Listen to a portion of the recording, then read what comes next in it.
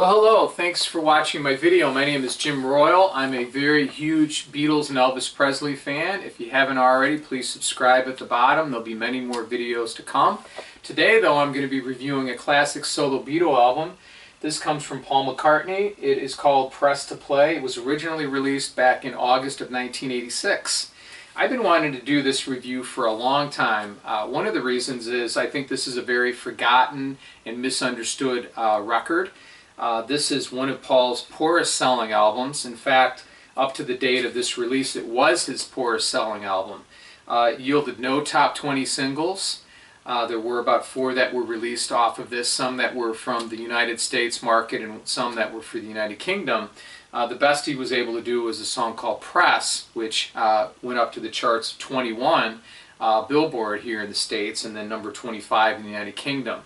The best, though, that this album sold, it did a little bit better in the United Kingdom. It was at number 8, and here in the States it was number 30. What Paul was trying to do at this point was he was trying to change his sound. He had thought that if I maybe try to get a more contemporary sound of the day, that maybe I'll be able to bring more people, to enjoy my music and buy my records. Sounds, so that's what he strived to do. So he did a few things to do that. One thing he did is he found a very popular up-and-coming producer that was well established at this point, but a very young producer named Hugh Padgham. Hugh was responsible for such acts as producing records by the Police, their Synchronicity album, Genesis, Invisible Touch, Peter Gabriel, his Security album, which has the song Shock the Monkey on it, Phil Collins, his Face Value album, which has In the Air Tonight, XTC, among many other groups. So him and Paul co-produced this album. And the other thing Paul did was he decided, I'm going to be writing with someone. I'm going to collaborate, another writing partner. Now, it wasn't Lennon McCartney, but he thought that maybe this would also inspire him and create, different sounds and music. So what he found is a gentleman named Eric Stewart. Eric was from the popular 70s and 80s rock British pop band called 10cc. You might be familiar with some of their songs. Things We Do for Love was one of their big ones, and another one was called I'm Not in Love.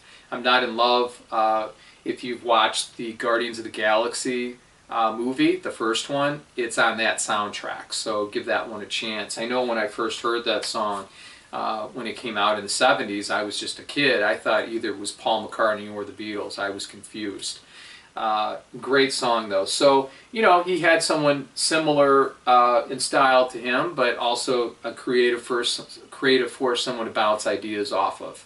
And of the 14 songs that were recorded for this album, including 9 album tracks, 8 of them he co-wrote with Eric Stewart. And also Eric plays instrumentation on most of the album with Paul. He also does backing vocal, harmony vocals with Paul and his wife Linda McCartney. And he had actually worked with him for the last couple of releases doing backup vocals and playing sometimes. Okay, well, this album was recorded in the 80s, and people complain sometimes and say it has that 80s sound. Well, it was recorded in the heart of the 80s in 1985. It was recorded between March, I think, and November of 85. Now, they weren't, producing and doing stuff every single day, but needless to say, that they did spend a lot of time on the album, and I really like it. I think it's a really good album. I don't think it's nearly as bad as what people say. Though I can understand what it ended up doing was it alienated his crowd, his existing fan base that wanted Beatle Paul. Now, there is Beatle Paul on here, and he is being very creative, but he's doing sounds and different things that people, I don't think, were ready for up to that point. So let me start with the track listing, and I'll go down, tell you my opinion on it. The first song that heads off the album, it was released as a single too, is called Stranglehold. Stranglehold is a really nice rocker. It's a great album opener. It starts out with some acoustic guitar being played by Eric and Paul, and then you have that 80s contemporary sound, and then you have a nice saxophone on there throughout. It's a very classy I would call it modern type song for the period. I've always liked it. It's always been a favorite of mine. Stranglehold, the lyrics deal with basically kind of like a love at first sight type thing, falling in love with someone or being attracted to someone and not wanting them to basically get away from you. You want to bring them home with you. You know, you want them in your life forever. And I think that's what that song says. It's always been a favorite of mine. The next song is called Good Times Coming, Feel the Sun. This was actually 2 songs originally recorded separately, and then they decided to put them together, splice them together. It was about a 5-minute song. The first 3.5 minutes is Good Times Coming, and it's a feel-good summer song. It really is. It reminds me kind of a Good Day Sunshine, that theme from the Beatles, from Revolver.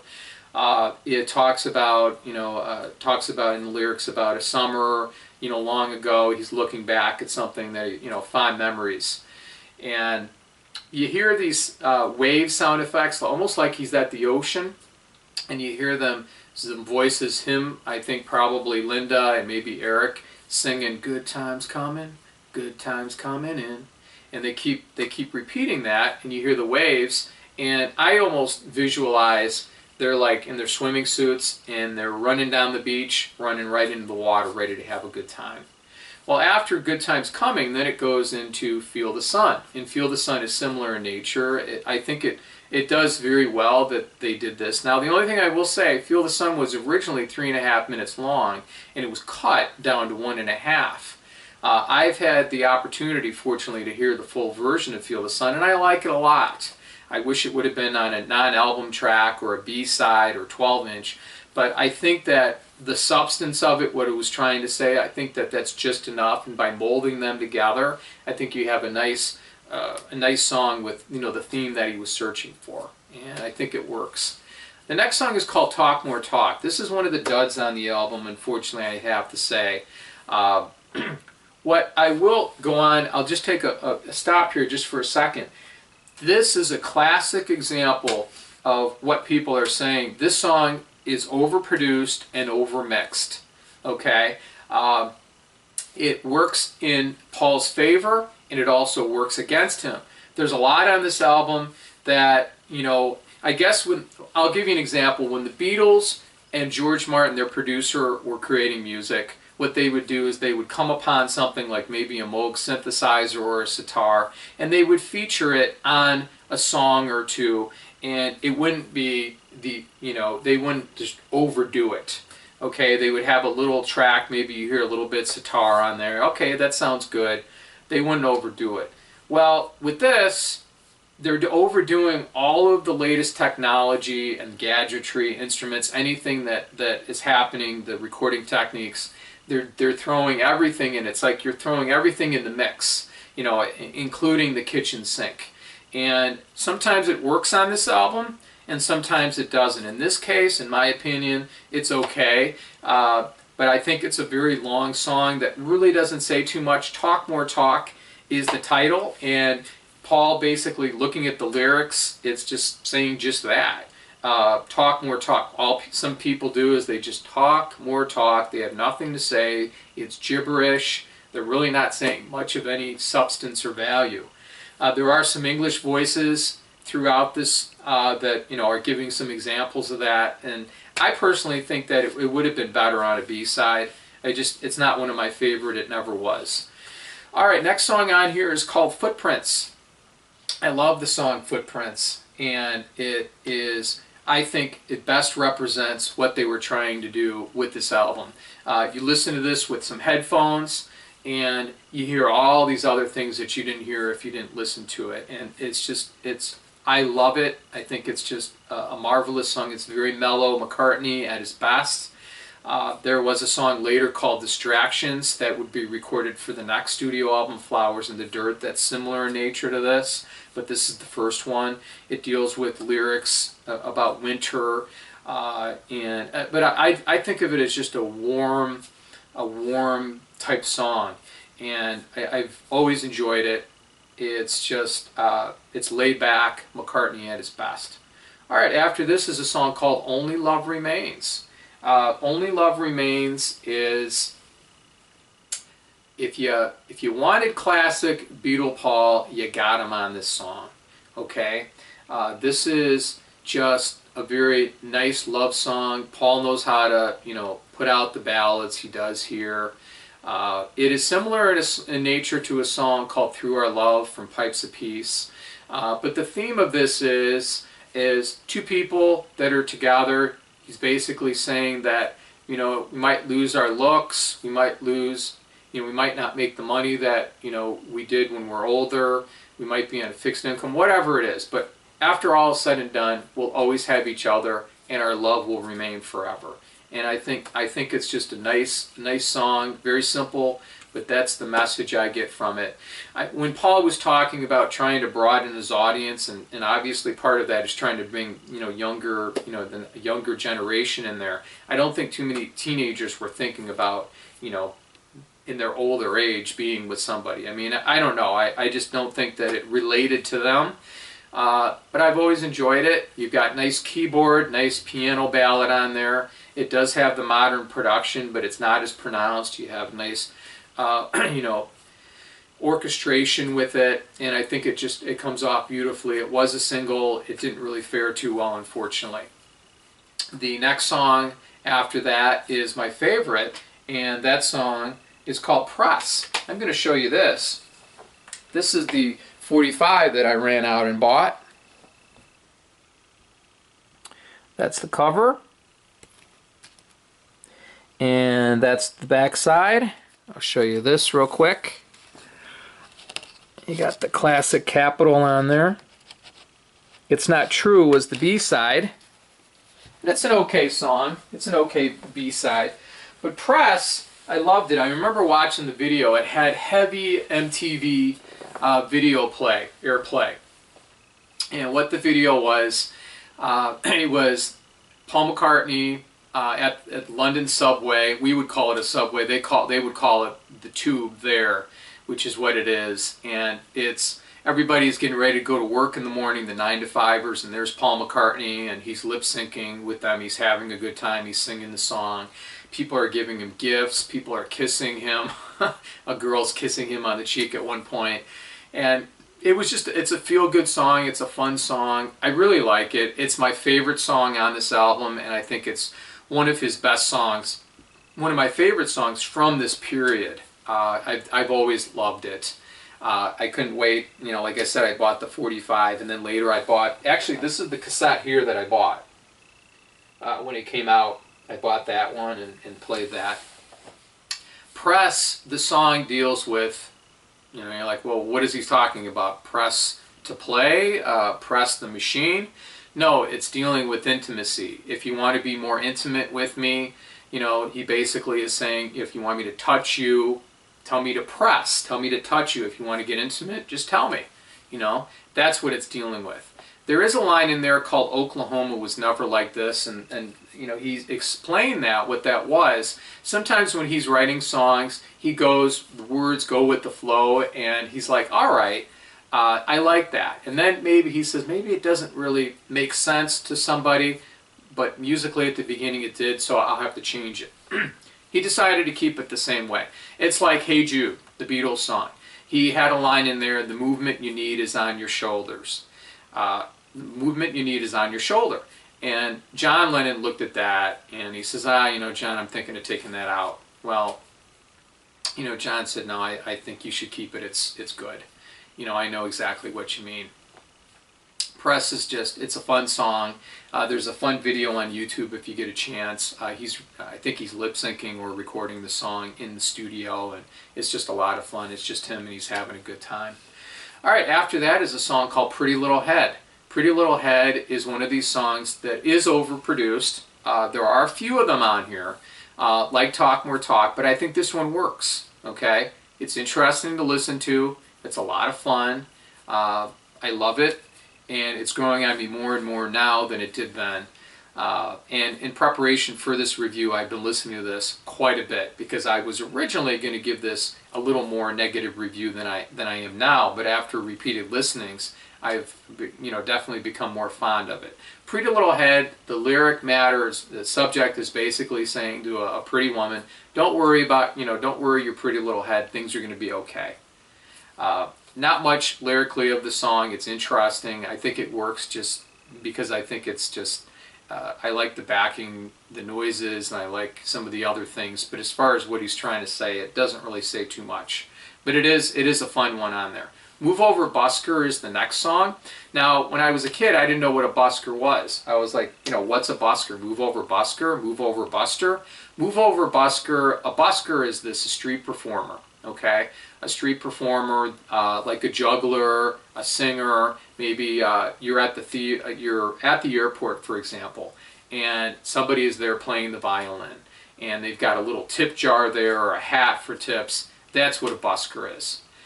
The song is very similar to Average Person and what he's talking about with lyrics. It's similar to that. It's a fun song, but again, it's one of these talk more talk songs. It's a little bit longer and a little bit overproduced more than what it needs to be. After that is a song called Angry. There is nothing like this on this album. I guess some people would say it's punk. I don't know if I would necessarily say that, but it's definitely a rocker. It has Paul singing maybe in a key that he normally doesn't sing, a little bit higher. He's just able to pull it off, do a good job. He's got some guest musicians on here. He's got Phil Collins from Genesis playing drums, and he's got Pete Townsend from The Who playing guitar. It grows on you. It was not so much of a song that I cared for before, but I think it's okay. It's a good song for, the second half of the album. All right, after that, I'm looking at my little CD here of the other songs, is the song that would close out the album called However Absurd. However Absurd is another one of these talk more talk songs that really, I think by now he kind of like had enough. It just doesn't really do too much for me. It never has. It's okay. He had some additional songs. It's Not True. That was the B-side to Press. It's Not True, and then Tough on a Tightrope. They're very similar in nature. I actually get them confused. Let's see. It's not true. He's got these heavy, like, big band 80s drum sounds on it, and it's all right. It's nothing to write home about. Though the song I like on there, the B-side, Right Away. I love the song Right Away. I wish that Right Away song would have taken the place of Talk More Talk. I wish they could have switched them. Right Away is about a 2.5-minute song. It's a nice piano song. It is that, that modern sound though. It works. And what Paul is saying on it is, if you have something to say to somebody, pick up a pen and paper and jot it down right away. Right off, whatever's going, go with the flow. W-R-I-T-E, away. Right away. Do it right away. Just keep writing.